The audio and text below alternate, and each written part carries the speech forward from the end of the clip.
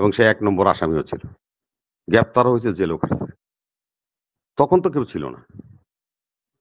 যে কোনো বিষয়ে তৈরি করতে হলে আন্দোলন বলেন, সংগ্রাম বলেন, বিপ্লব বলেন, রুশ বিপ্লব 70 বছর পরে সংঘটিত হয়েছে।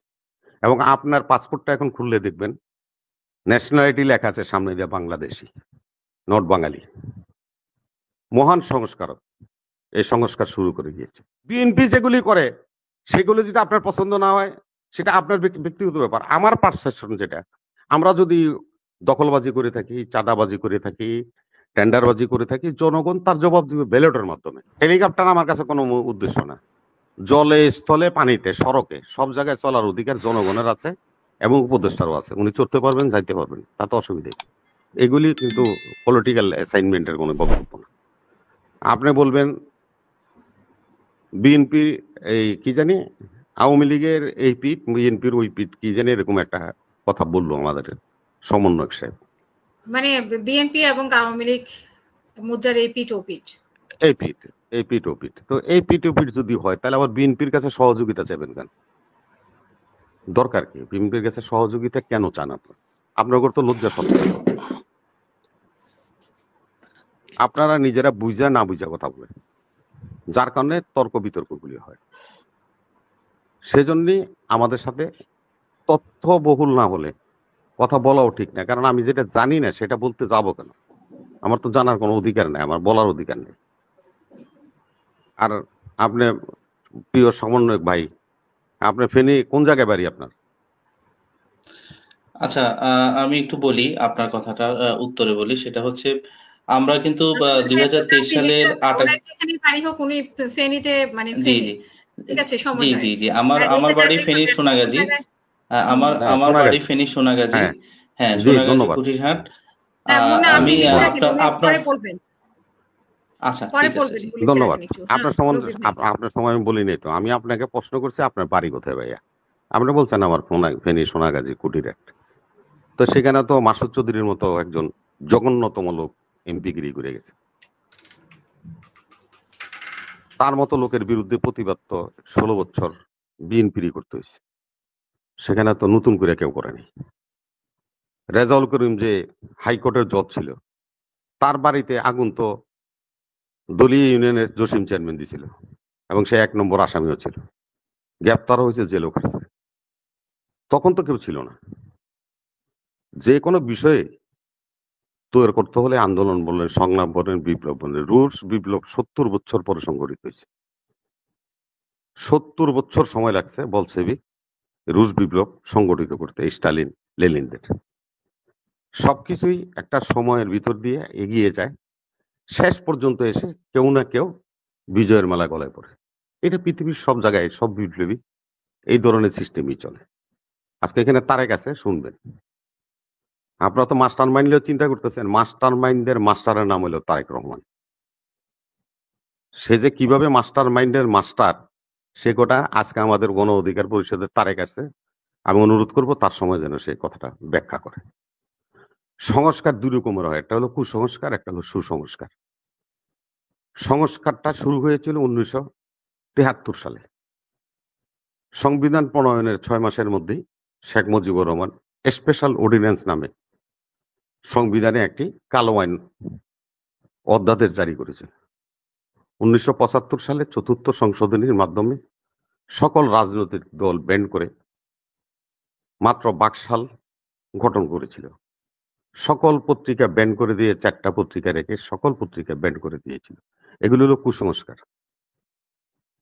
আর সুসংস্কার যিনি করছেন, এই সংস্কারের মহান নায়ক যিনি, তিনি হলেন শহীদ রাষ্ট্রপতি জিয়াউর রহমান। উনি ক্ষমতায় এসে কি করলেন? বহুদলীয় গণতন্ত্র প্রবক্তা এবং বহুদলীয় গণতন্ত্র করার জন্য সুযোগ করে দিল। তিনি এই 4টা পত্রিকার বাইরে লক্ষ লক্ষ পত্রিকা ছাপানোর জন্য অবাধ ডিক্লারেশন ঘোষণা করে দিলেন। এবং বাংলাদেশে যে জিনিসটা নিয়ে সংসদে শেখ মুজিবুর রহমানের দলের লোকেরাই বিরোধিতা করেছিল, মানবেন্দ্র লারমা সহ কালীনাথ বুদ্ধ সংসদ থেকে বের হয়ে গিয়েছিল, সেখানে ঘোষণা করছিল সবাই আমরা বাঙালি। কিন্তু তারা বলছে আমি চাকমা, মগ, সাঁওতাল, গারো, আমার একটা আইডেন্টিটি আছে, হয়তোবা জন্মসূত্রে আমি বাংলাদেশি হতে পারি, কিন্তু আমি বাঙালি নই। শহীদ রাষ্ট্রপতি জিয়াউর রহমান বাংলাদেশী জাতীয়তাবাদের প্রবক্তা, এবং আপনার পাসপোর্টটা এখন খুললে দেখবেন ন্যাশনালিটি লেখা আছে সামনে দিয়ে বাংলাদেশি, নট বাঙালি। মহান সংস্কারক এই সংস্কার শুরু করে দিয়েছে। যতদিন পৃথিবীতে লাল সবুজের পতাকা পথ পথ করে উঠবে, ততদিন এই রাষ্ট্রের সংস্কার চলতেই থাকবে অবিরামভাবে। যোগের প্রয়োজনে, দেশের প্রয়োজনে, জাতির প্রয়োজনে সংস্কার হতেই পারে। সংস্কারের বিরোধিতা আমরা করি না। আজকে একটা সেমিনার হয়েছে, প্রধান উপদেষ্টা ছিল, জামাতের আমির ছিল, মহাসচিব ছিল, আমাদের মহাসচিব ছিল, মান্নার সাহেব, এবং বাংলাদেশের সকল রাজনৈতিক দলের প্রধানরা সেখানে ছিল। সেখানে কি বলছে অধ্যাপক মুজিবুর রহমান সাহেব? বলছে সংস্কার অর্থ এই নয় যে আপনি লং টাইম এটাকে নিয়ে সংস্কার করবেন, এটা চলতে পারে না। নির্বাচন অতি দ্রুত দিতে হবে। নির্বাচিত জনপ্রতিনিধি না থাকলে সেখানে একটা শূন্যতা সৃষ্টি হয়। আজকে যে কথাটা কেন দেশে রাষ্ট্রে এই ঘটনাগুলি ঘটছে, এই ঘটনাগুলি ঘটছে যখন নাকি আপনারা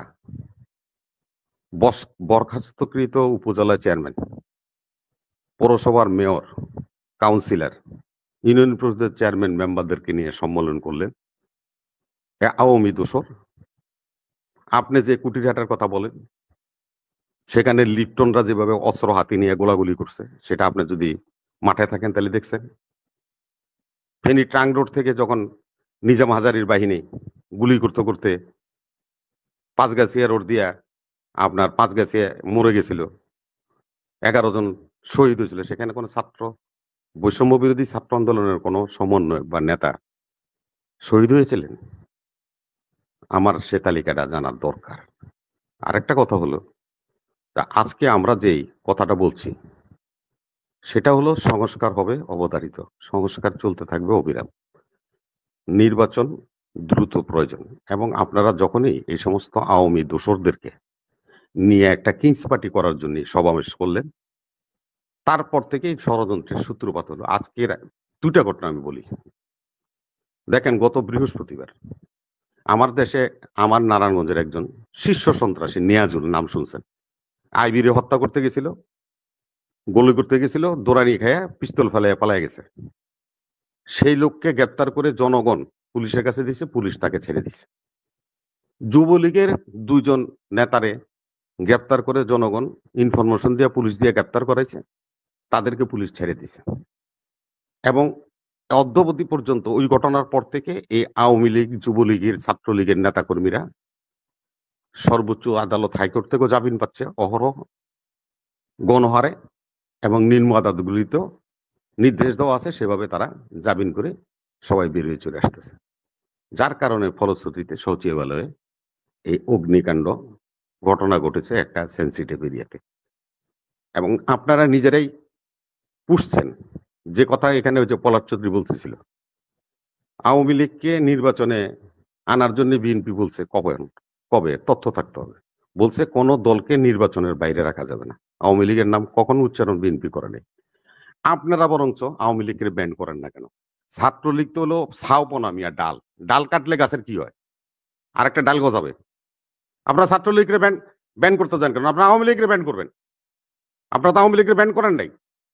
আপনাদের নির্বাচন কমিশনের সংস্কারের বদিউল আলম মজুমদার, আপনার ফেনীর লোক, ফুলগাজী বাড়ি, সে বলতেছে যে আওয়ামী লীগ নির্বাচনে আসবে।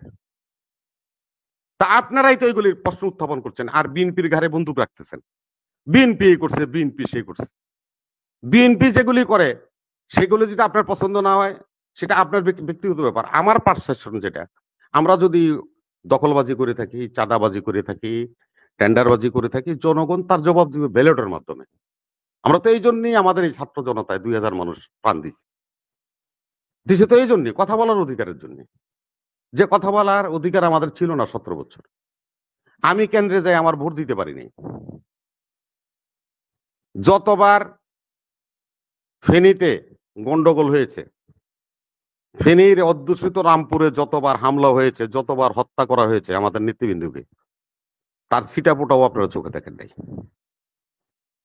আজকে হয়তোবা আমরা বড় গলায় অনেক কথা বলি, সেদিনের প্রতিরোধ যোদ্ধারাও কিন্তু আমাদের লোকেরাই ছিল।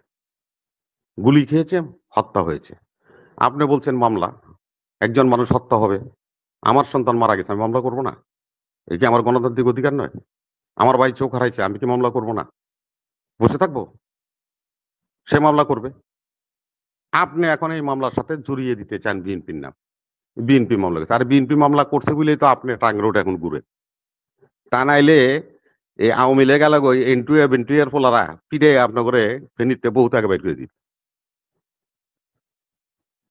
আমরা সুচিন্তিত মতামতের ভিত্তিতে রাজনীতি করতে চাই, কাদা ছুড়াছুড়ি আমরা করতে চাই না। আমরা একটা বৃহত্তর রাজনৈতিক দল, জনগণের কল্যাণে কাজ করি। জনগণ যদি মনে করে আমাদেরকে রাষ্ট্রীয় ক্ষমতা আসতে হবে, আসবে, দিবে।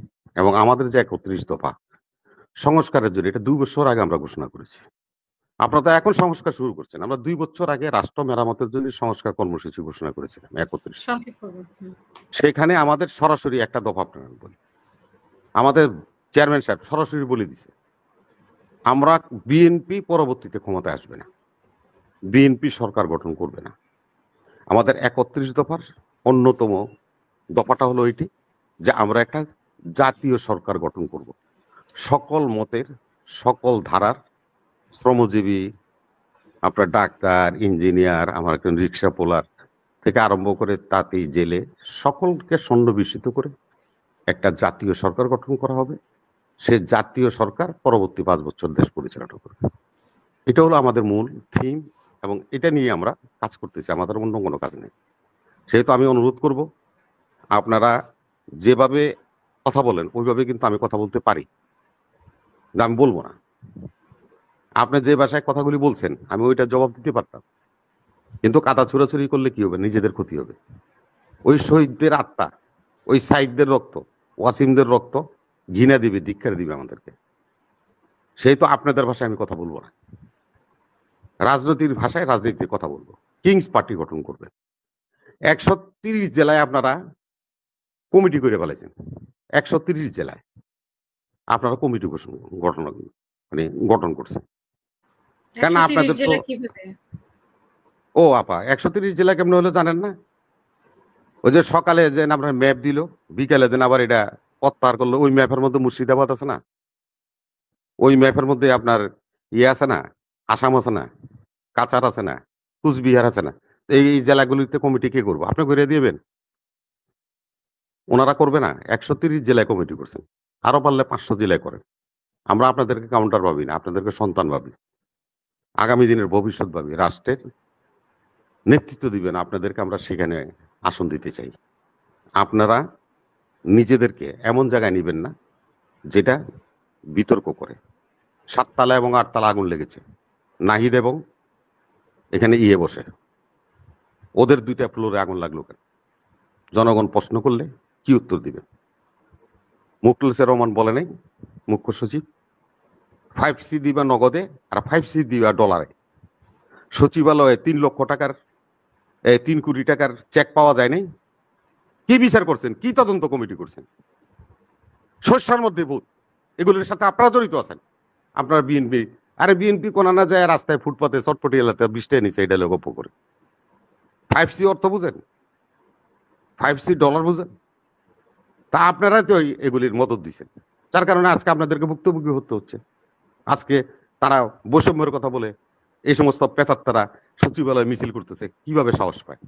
যারা শেখ হাসিনাকে সার্ভ করেছে, শেখ হাসিনার মন্ত্রীদেরকে সার্ভ করেছে, এই সমস্ত লোকেরা যারা নাকি শেখ হাসিনার এই কি জানি বলে এই অফিসে যে কার্যালয়, প্রধানমন্ত্রীর কার্যালয়ের কর্মকর্তা ছিল, তারা আবার চাকরিতে রিইনস্টেট হয় কিভাবে?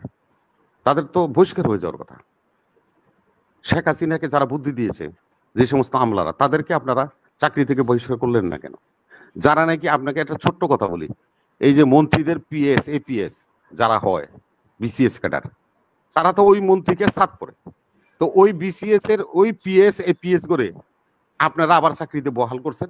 কেউ ডিসি বানাইছেন, কেউ যুগ্ম সচিব বানাইছেন, কেউ ডিএস বানাইছেন। কেন আপনারা এগুলি করলেন? সরকারকে আমরা চালাই? সরকার তো আপনারা চালান। আজকে আপনাদেরকে জবাবদিহি করতে হবে। আপনারা বিএনপির গায়ে বন্দুক রেখা আপনারা আবার পার্টি বানাবেন, আবার আপনারা আমাদের গায়ে দোষ চাবেন। সব দোষ আপনাদের সরকার আপনাদের, এই সরকার আপনাদের, আপনাদের প্রতিনিধি এই সরকারে আছে। সেই তো দায়িত্ব আপনাদেরকে নিতে হবে। এই পর্যন্ত যত অপরাধ অন্যায় হয়েছে সবকিছুর সাথে আপনারা জড়িত, সকল দুর্নীতির সাথে আপনারা জড়িত, এবং সে সমস্ত দুর্নীতি প্রকাশ পাবে বলেই আগুন লাগায় নথি পুড়িয়ে দিয়েছেন। ধন্যবাদ।